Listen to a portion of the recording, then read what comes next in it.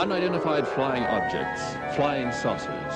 Are they visitors from outer space, guests from other galaxies, or are they just part of man's unreal imagination? We'll investigate tonight on the amazing world of Kreskin.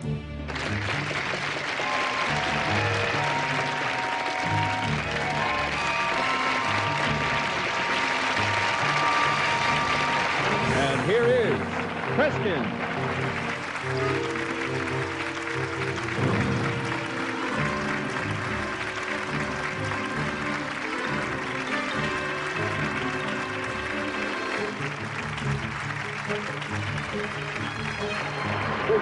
You know, boy, if there ever was a cliffhanger for a program, I've got to stay tuned to the end. I asked just before I walked on stage, maybe 20 seconds earlier, how many people play poker in the audience, and one man near the front raised his hand. Would you kind of stand, please, sir? And since you volunteered, come on up here. You didn't realize I was going to ask you. Come up, my friend. What's your name? Mike. Mike, step forward. I just sit in that chair there. I hope, Mike, that you don't know what I'm going to do you? No, I don't. No. I hope you brought some money with you. Really? We haven't prearranged anything, have we, Mike? No. We're going to have, well, I've dealt poker hands to Werner Klemper, to you name the guests through the years. But this is, I think Mike will be the first to admit a straight deck of playing cards. Am I correct? Yes. The jokers have been removed. In fact, maybe we can get this on camera. It's fairly shuffled. Oh, here we are. We've got some cards, the jokers in the middle of the deck. And let me make certain, if I may, that our cards are all here, because believe me, if they're not, we've got problems. All right. Now, Mike, instead of shuffling the deck and stacking it so that when I deal, you end up with a perfect poker hand or so forth, I'm going to give you a few cards in the deck and show you what can be done with a limited amount of cards. Incidentally, I think this is about the more thorough shuffle of all of them. Let me take 10 cards. 1, 2, 3, 4, 5, 6, 7, 8, 9, 10. We're going to play five-handed poker, Mike, in which I can only get 5 cards, you can only get 5. We'll make the very best we can of those 5 cards. Is that clear? Mm-hmm. Let me shuffle these 10 cards in all. That was done very well, folks. I spent years on that. And square up the deck. And, Mike, you take the cards in your hand, as if you were going to hold them face down. Now, Mike, deal the cards. 1 to me, 1 to yourself, face down, face down. Incidentally, you're going to lose this hand. I don't doubt it. You don't doubt it, Mike. Now, Mike, pick up the cards. Look at them if you will. Fan them out in front of you, and there's a little camera there so you can show them about like that. Just look. Put down the best meld you have in your hand. What do you have? Put a meld face up? Yes, put it face up. Pair of 9s? Well, Mike, I kind of beat you because I have here a pair of jacks. So as I promised, I was going to beat you, but Mike, let's try it again. This time, Mike, we're using the same cards. I can't change them. Sure, you can say, in shuffling, I can stack the cards. Let me show you something. Hold them face down. Now, Mike, when you deal this time, let's say those cards are stacked. You deal as many cards as a time to me and to yourself as you want. You can deal 2 at a time, 1 at a time, and then 2 at a time. Start with me and start dealing face down. I'll lose again? You're going to lose again. 2 to yourself. You've got to deal evenly. All right, 3 to me. Now 3 to me, and then how many? Go ahead. 2 to me. 1. No, you've got to deal them back and forth. Actually, I don't even think he dealt in the. You're supposed to deal to me first. Do you understand? It would be illegitimate. Okay. You can have choice on it, but deal to me first, Mike. What do you think? I'm a magician? As many as you want. 2. Now, the reason I did is because he gave himself 3 cards and he gave me 2, and it would have been uneven. Now, by God, if I win this time, I'm going to be the most stunned person alive. Pick up your hand, Mike. Dealt 2 at a time, then what'd you do? 2 at a time and then 1. Put down the best meld you have in your hand, Mike. What is it? I got the jacks now. You've got just 2 jacks? Well, that's interesting because, God, I only have 2 9s. I said I was going to beat you, but I've got 2 4s as well, Mike. That wild? Isn't that wild? Now, Mike, remember, let's start with me, because this would be the normal way to deal. You can deal hold them face down in your hand. Deal as many as a time. You can deal all 5 at once, but don't play into my hands. I may be forcing him. Deal as many at a time as you want to me and then to yourself. The same amount back and forth. 1 at a time. 2 at a time. Well, that's rare, because a person will usually deal the higher number first. Make the best you can of your hand, Mike. I said I would beat him every time. Make the best and put down your best meld, Mike. Put it down, please. What do you have? What is it? Pair of jacks. Pull them out. Push them out. Well, here he gave me a pair of 9s and 2 4s. I beat you again with 2 pair. I want to show you that this is not just chance, because every time, folks, there was no way of my knowing how he would deal. Mike, take them in your hand again. Hold it face down. Now, you decide how you're going to deal, but not just yet, because start to deal now. In fact, wait a minute. You'll win this time. I'll make you win. Deal him face down. Deal him face down. Go ahead, Mike. Any way you want. I don't care if back to yourself or you deal. Any way you want. Mike, put down. Any bets on this one? I'll change your cards by doing that. Put down the best meld you have. 3 jacks. And 3 jacks. He had a full house, which beat my 3 4s. He did win. Thank you, my friend. We'll be back in a moment. Thank you.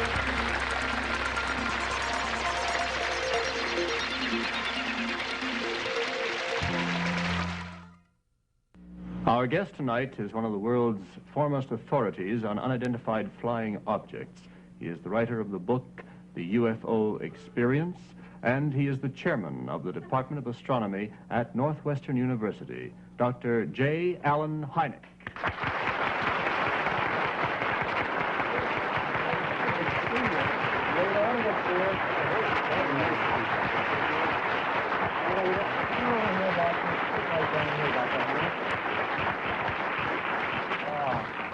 I was to lace those things right down there. I had the distinct privilege of meeting you about a couple years ago, year and a half ago. That's right. Mm-hmm. And so much has happened. I suppose, and it's one of the most discussed subject matters. The book, by the way, UFO Experience, is absolutely fascinating. I read it a little while ago.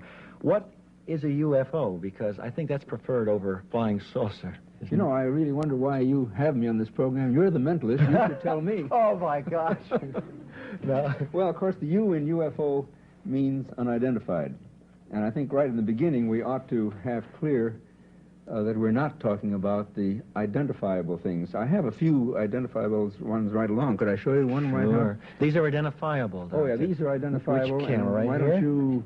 All right. The way you want. What is this? This is a searchlight, you see, that's playing on the clouds at night, and it's a very obvious thing. I mean, it wouldn't fool anybody, but sometimes it's been reported as a UFO. And here is a cloud, a lenticular... You know, I would never know that it was a cloud. That's just a cloud. It's common in the western part of the United States. It's a lenticular cloud. Yes, I see. And here's another identifiable one. Sometimes we get hoaxes, you know. Yes, yes. And this is a slightly out-of-focus photograph of a banana split sundae. You are kidding me. Oh, my gosh. That is... That's not what we're talking about. We're talking about the ones that you might say stump the experts. And offer no available information in light of present knowledge. This is right. They're really mysteries. Tell me, what percentage? It's a small percentage. Of course, if it were only 2, it would be significant, I think, and I think you'd probably feel that way. It's more than 2. Yeah. It's more than 2 out. I mean, 2 out of all the. What percentage would you say are really UFOs of all the sightings? Well, about 20% actually of all the ones that we've had in the Air Force. You know, of course. You mentioned the Air Force now. I was scientific consultant to the Air Force for 20 years. In fact, I got into it because I was an astronomer. The Air Force needed an astronomer to weed out the meteors, the twinkling stars, and things like that. And we found that about 30% could be explained that way. And another 50% or so could be explained as aircraft, balloons, and so forth.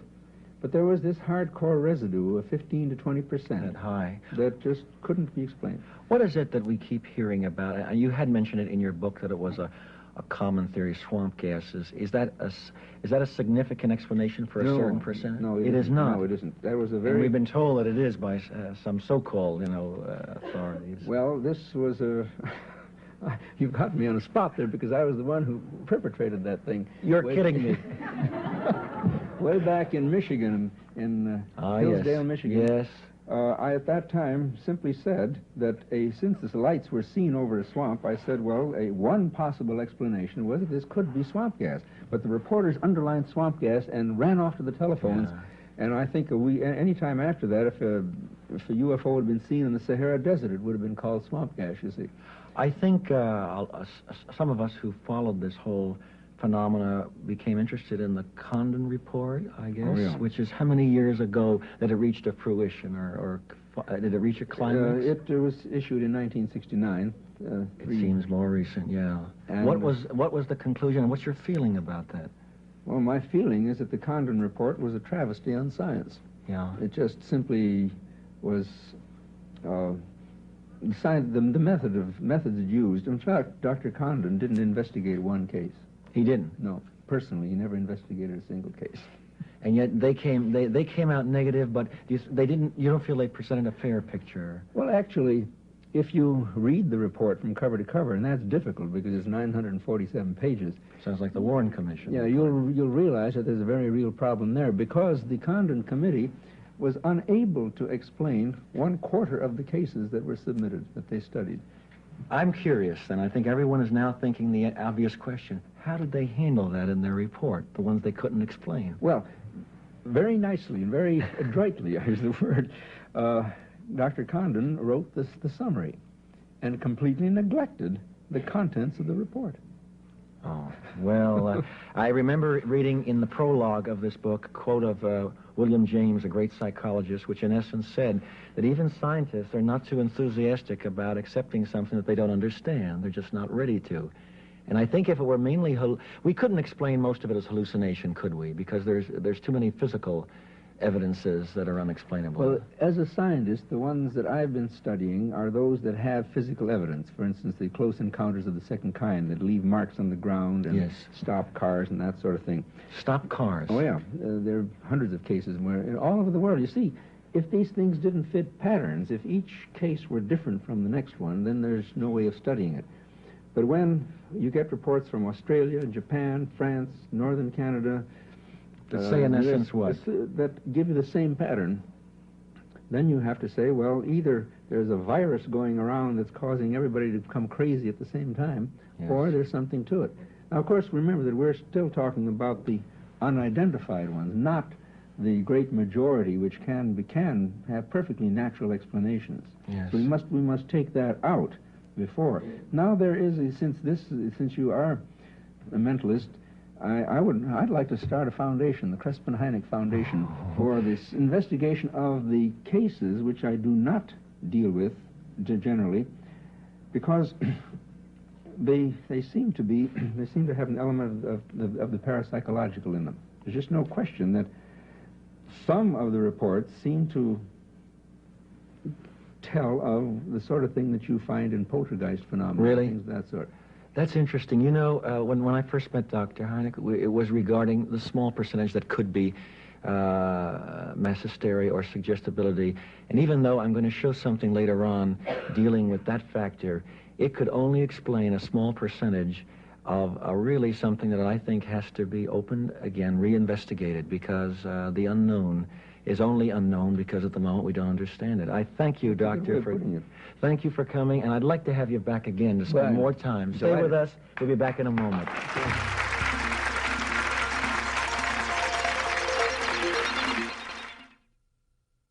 Dr. Hynek's book is The UFO Experience, a Scientific Inquiry, and that's, I think, what we need more of in this whole field. Now, I have some people here on stage.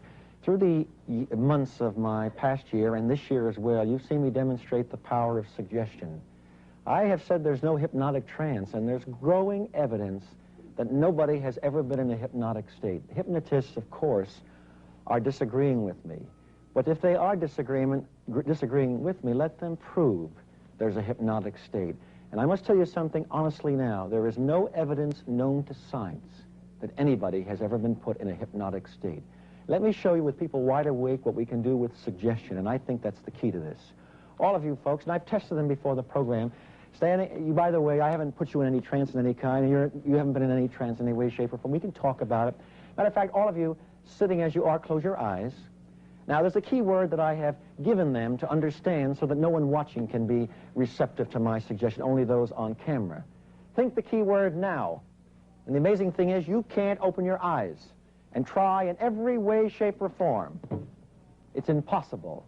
Indeed, the more you try to open your eyes, the more totally impossible it becomes. And they're struggling. What's it seem like, miss, as you're trying? They just seem glued shut. Isn't that wild? There's a fellow back here who looks like he's out of control. What's it seem like? It's glued down. It's glued, and you're trying truly, aren't you? Yeah. All right, now let me give you a key word, release. How did that seem to you? Like you had no control. And you tried. You tried to open your eyes? Yeah. Well, I want all of you now to raise your... Let me try something as a matter of fact. I'm going to illustrate this. Your arms, have them in front of you like this, as if you were going to roll them. Now watch me. Just cheerleader fashion. I start to roll my arms, and I start to move them faster, and you do the same thing. Now look at your arms. Although when I have you think the key word, it doesn't matter. It won't matter at all. As a matter of fact, in a moment, when you think the key word, your arms are out of control, you will not be able to stop them. Think the key word now. And the amazing thing is they're totally out of control. You can't stop. Try. If you try, they go faster. Try in every way, shape, or form. In fact, when I say the key word, stop, they'll stop frozen rigid in front of you. Stop! You can't bend your arms. You can't move. Try in any way, shape, or form. Try. Try to move, my friend. Try as hard as you can. It's becoming rigid, more locked in every way, shape, or form. Try as hard as you can. What's the matter, ma'am? What's the matter? Can't move. What's the matter? I'm glued. You're glued. My friend, you're really in a great position. What's the matter? They're clamped or something. They're clamped, and they really are. What's the matter, my friend? No hope. There's no hope. You can't. As a matter of fact, again, they will start again now, spinning faster than ever, totally out of control, totally out of control. Now, as I say the word release, they stop. They totally stop. Release in every way. As a matter of fact, you can put your arms down, relax in every way, shape, or form. Look at me, please. Look at me. Your arms relax now. You can get them down. All of you close your eyes. Think the key word. And your eyes are now stuck. You're perfectly awake, but you can't open them. Try. You, again, can't open your eyes, can you, miss? No. What's it seem like, sir, when you try? 4 o'clock in the morning. 4? What did you say? What did you say? It feels like early in the morning. I can't... And you can't open your eyes, can you? sir. It's impossible. Now, listen to me, all of you. You're perfectly awake. In a moment when you open your eyes, we're going to go to a brief break. You'll be able to put on some heavy clothing and some boots. You're going to go outside. You'll be outside, and a gentleman from the news department is going to speak to you. When I walk outside, the moment I drop a handkerchief, you will all hear a tremendous noise in the sky outdoors. You will look up in the sky, and you will all see vividly, as clear and as real as can be, 3 flying saucers scooting through the sky. You will actually see 3 flying saucers scooting through the sky as vividly as can be. You'll comment on them. You'll want to talk about them. Now, when I say the word release, you'll be able to open your eyes, and then you will be escorted outside. You will see nothing in the sky except what is there until you see me drop a handkerchief. Now, release. Ladies and gentlemen, we'll be back in just a very few seconds as we prepare to leave to the outdoors.